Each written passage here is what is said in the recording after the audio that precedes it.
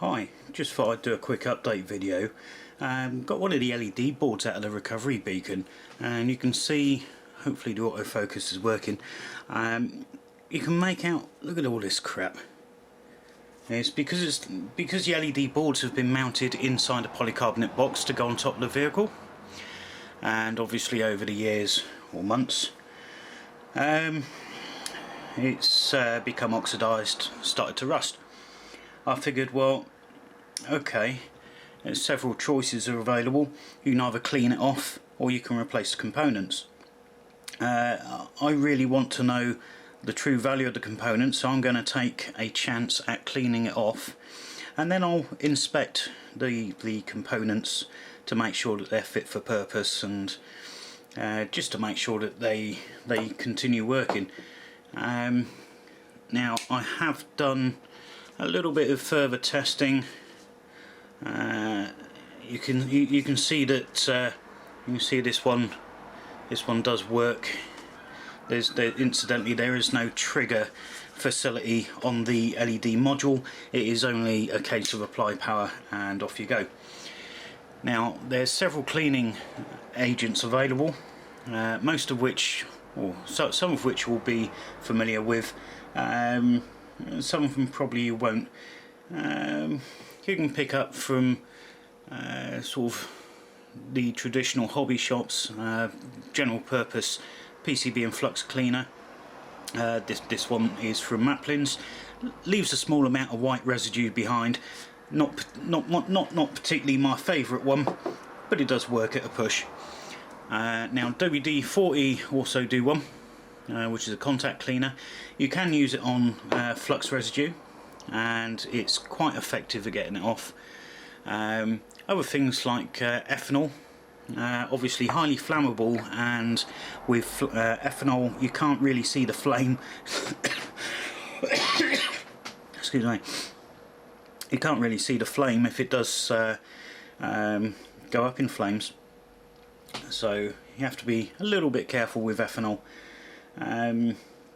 Other solutions that I've used, lighter fluid, I've used that sometimes. You've got to be careful as to what type of plastic is on the board, and whether or not you're going to get a reaction with HDPE or PET type plastics. They do react differently, and the last thing you want to do is create a milky effect on the LEDs. So it's not going to look good. It'll still function, sure, it'll still work, but yeah, it doesn't look good.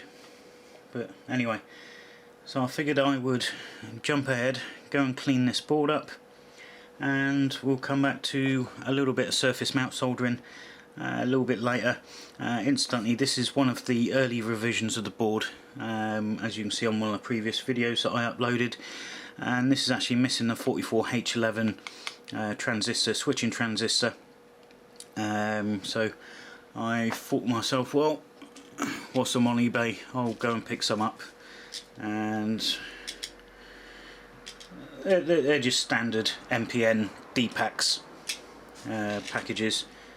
I wouldn't say they were cheap, but yeah, it's one of those necessities. If you need them, go and pay for them. But anyway, let's go and clean up the board and pop back. Okay, a couple of different types of techniques you can use. One is a standard toothbrush. This one's obviously well used, it's not used for my teeth, and a slightly larger ESD safe.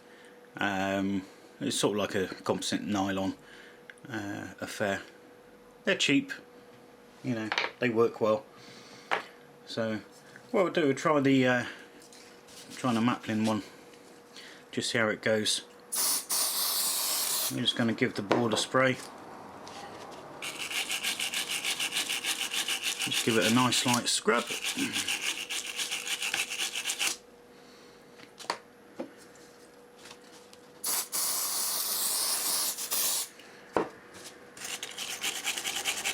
You can see all the crap coming off onto the Kim wipes that I've got underneath. So So yep, it's working good. We'll go ahead and get some close-up shots in a moment so you can see that there's no damage to those components.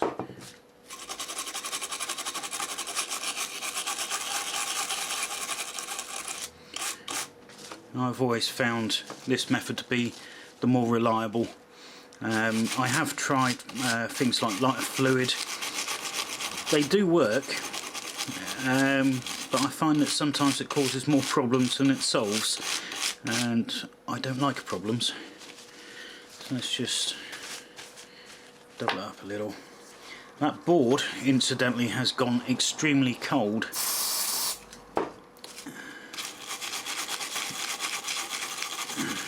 Which isn't a problem. You just got to go at it a little. Okay. Let's see if the autofocus likes a close-up shot. Those aren't too bad. I am going to replace them anyway, so I figured I'd just give it a shot. You can make out on the camera there. They haven't come up all that clean, but yeah, it's not going to matter. It still works perfectly fine, and yep, the back of it's pretty crusty. That's a small application of lacquer, presumably done when it was assembled at the factory. And again, what we're going to do here is just see if we can just see what type of lacquer it is, whether it's actually a conformal coating or something a bit stiffer. And no, that's coming off. Look at that, that's just falling off. That's coming off quite easily. Obviously not doing any damage to the surface of the board either. So yeah, okay, we'll give that an application, see how it comes up. You never know, might actually work.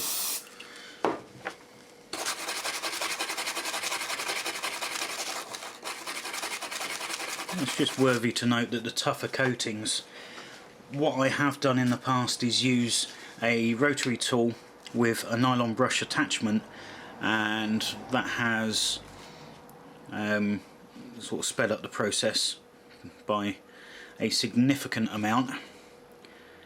Yeah, look at that, it's just flaking straight off. So I think that's what I might do. Might go and dig out my rotary in a minute and do it the old-fashioned way.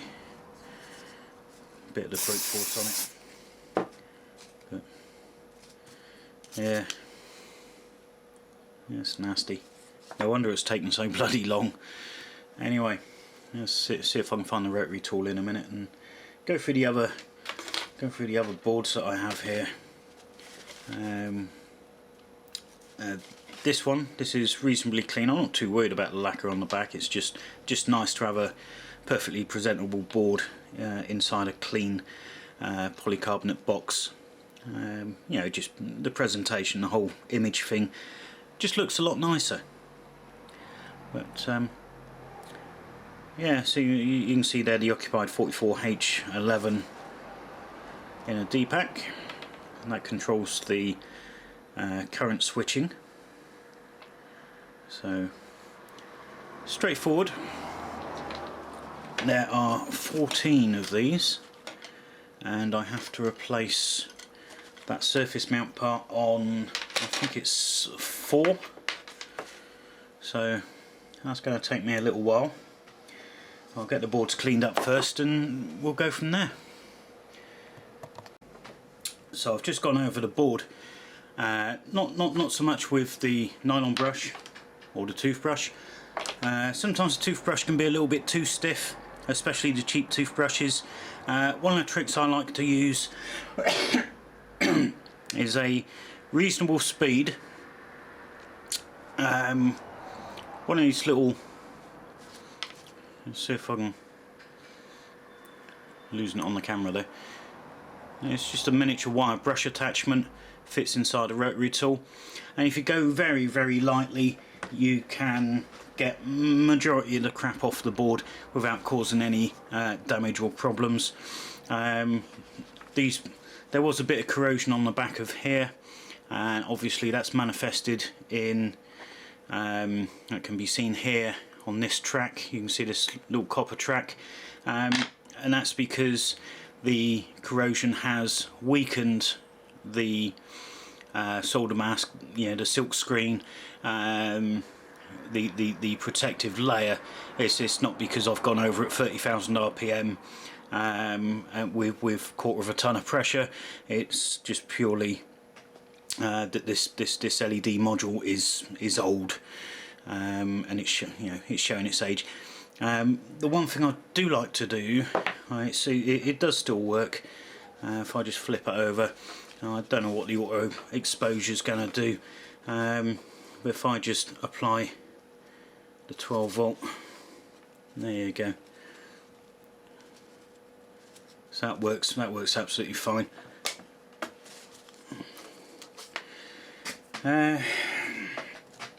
Yeah. What I like to do, if I end up with a situation like that where the track is quite clearly visible, well, if you go to I was having a look around a scrapyard once and found an old projector, and I picked up this rather nice projector lens, and I don't know if the camera's picking that up. However, you can get an absolutely fantastic view close up. Again, I don't know what the focus is doing on the camera. I can't quite see the screen or make it out, so I might just clean off the lens. Give it a quick clean off.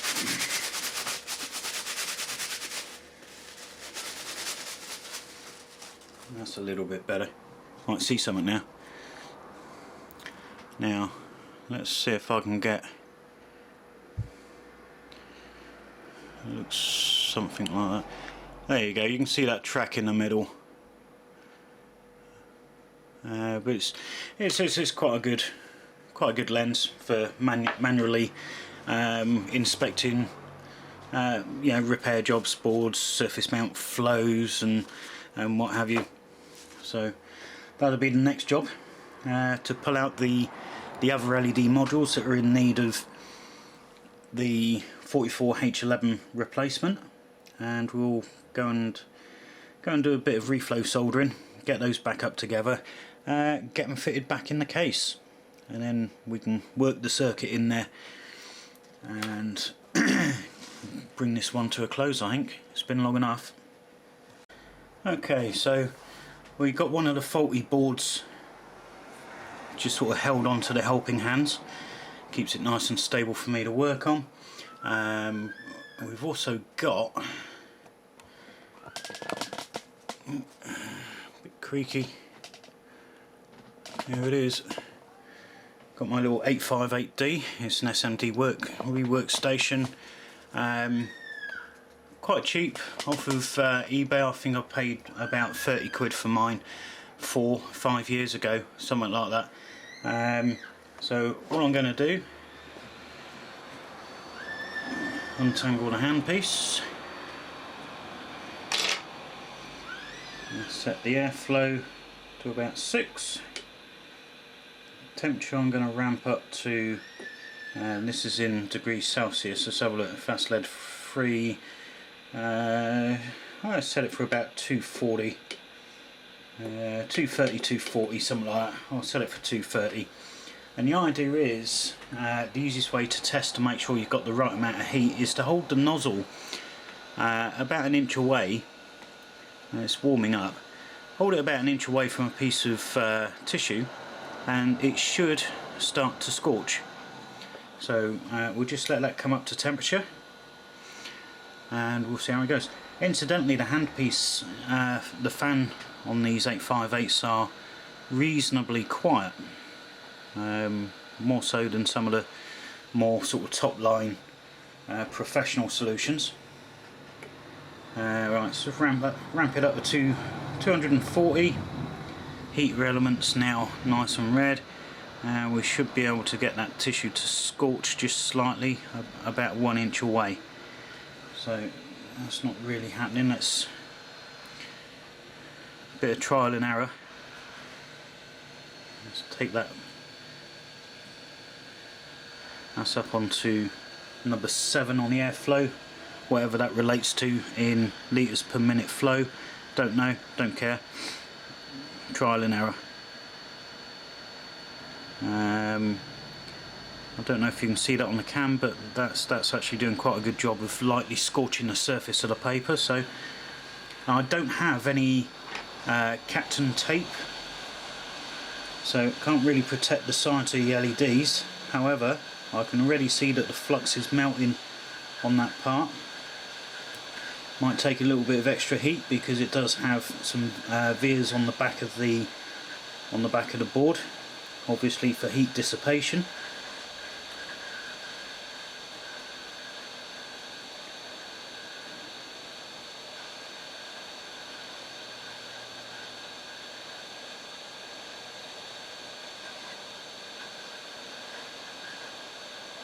I'm just going to concentrate the heat towards the via side, and voila, off it comes.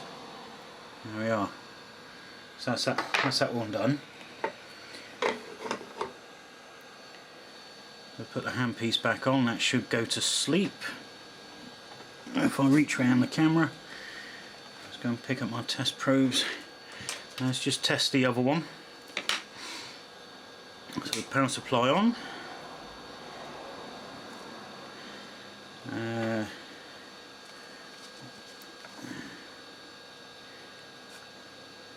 Negative.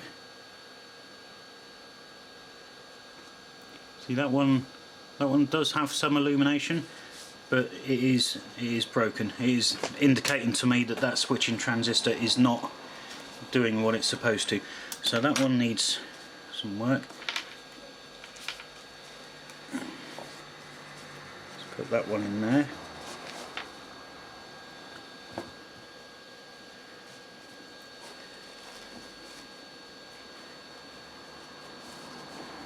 Let's get it positioned.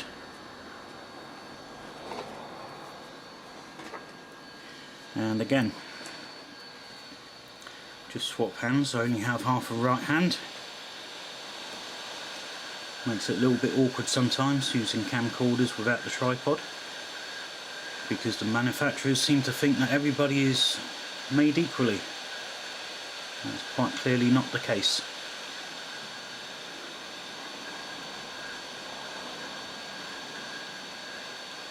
Just letting that heat up through.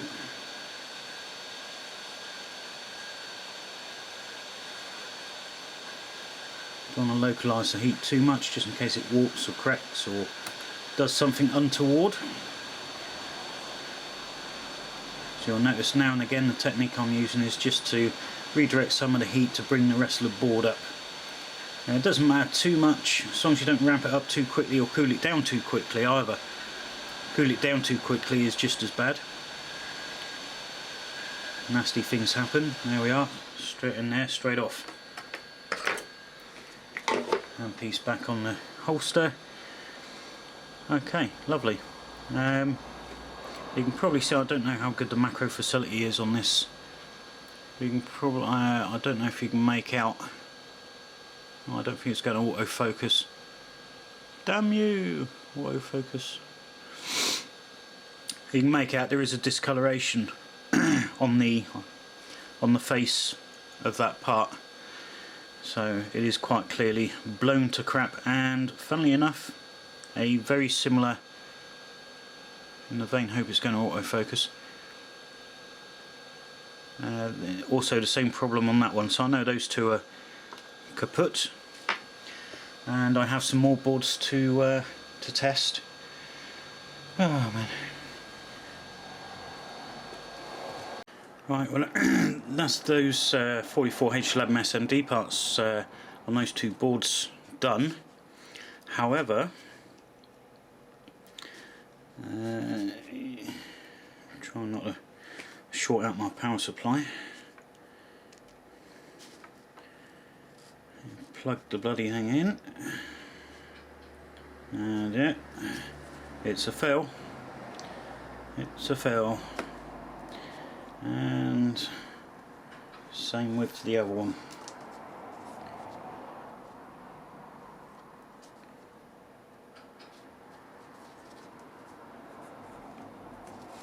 I don't think that one lights up at all. Yep, so there you go. Back to the drawing board. It's going to be a long day.